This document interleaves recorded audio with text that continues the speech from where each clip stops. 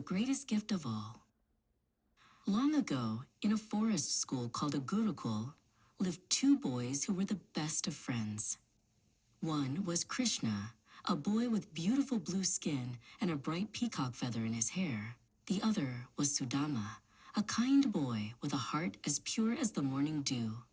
They did everything together, from gathering firewood to learning their lessons under the shade of ancient trees. Krishna and Sudama sat side by side every day, listening to their teacher's stories. Krishna was always playful, often making Sudama giggle during their quiet study time. Even though they were very different, their friendship was like two halves of a single soul. They promised that no matter where life took them, they would always remember each other. One afternoon, while resting under a giant banyan tree, Sudama shared his humble meal of puffed rice with Krishna. "It isn't much," Sudama whispered, but Krishna ate it with such joy that it felt like a royal feast.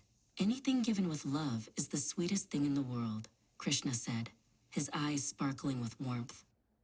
The years passed like clouds across the sky. Their time at the Gurukul came to an end, and it was time to say goodbye.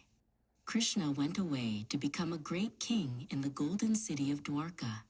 Sudama stayed in a small village, living a very simple and quiet life. Though oceans of time separated them, neither ever forgot the days spent in the forest. Sudama lived in a tiny hut with his kind wife, Sushila. They were very poor and often didn't have enough to eat, but they were always content. One day, Sushila said softly, "Sudama, your friend Krishna is now a king.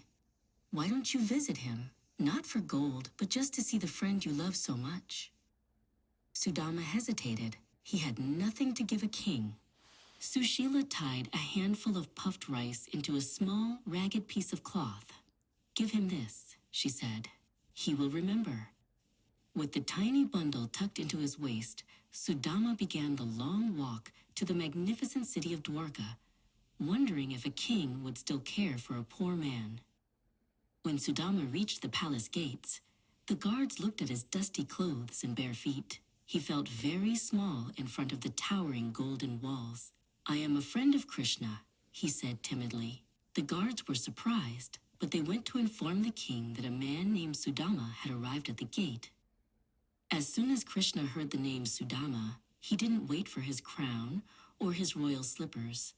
He ran out of the palace as fast as he could, his yellow dhoti fluttering behind him. When he saw Sudama, he gathered his old friend in a giant, tearful hug. The king of the world was crying with joy to see his brother from the forest. Krishna led Sudama inside to his golden throne. To the shock of all the courtiers, the king sat on the floor. He took Sudama's tired, dusty feet in his hands and began to wash them with cool water and rose petals. "You have walked so far for me," Krishna whispered, his big eyes full of devotion and respect for his friend. Sudama was so shy that he tried to hide the little bundle of puffed rice behind his back. But Krishna, the playful friend, found it. He grabbed the bundle and took a big bite.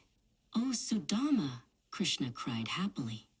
"This is the best gift I have ever received. It tastes of our childhood and your great love." After a wonderful visit, Sudama walked back home. He realized he had forgotten to ask for anything, but his heart was so full of Krishna's love that it didn't matter. But when he reached his village, his tiny hut was gone. In its place stood a beautiful house, and his family was dressed in fine clothes. Krishna had given him everything without even being asked. Krishna sat in his palace in Dwarka, looking at the horizon. He didn't need gold or power to be happy. He only needed the love of a true friend. He picked up a single grain of puffed rice that had fallen and smiled. True friendship is a treasure that never fades, no matter how much time or distance comes between two hearts.